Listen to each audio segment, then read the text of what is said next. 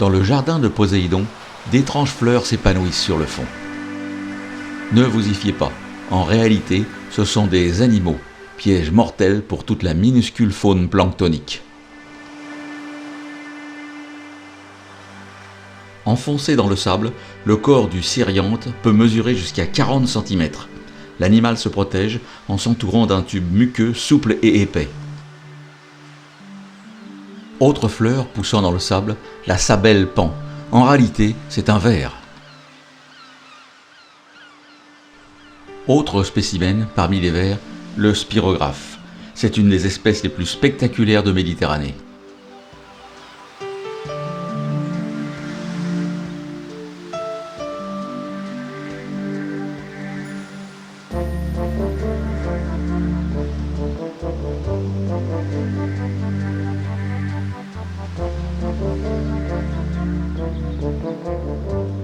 Il étale son panache branchial au gré du courant, mais le rétracte à la moindre vibration.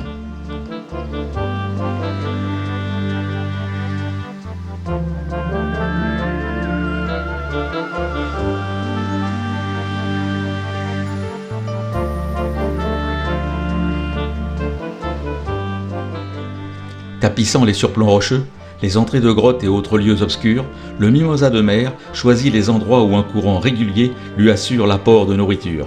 Ces petites fleurs sont en réalité des anémones, les parazoanthères.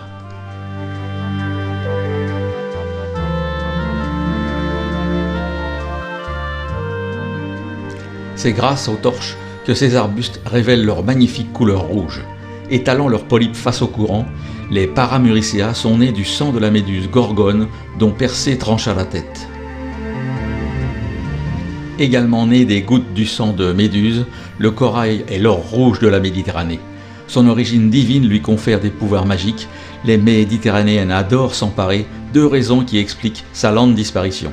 Il est cueilli par des plongeurs opérant parfois à plus de 100 mètres ou fauché par la croix de Saint-André. Les colonies, au bout de dizaines d'années, atteignent parfois 20 cm. On a même trouvé jadis des monstres atteignant le mètre et pesant 30 kg. Mais cette époque est révolue et actuellement, des plongeurs risquent leur vie pour récolter des brins dépassant rarement 10 cm. Qu'elles soient rouges ou jaunes, contentons-nous d'admirer les fleurs du jardin de Poséidon.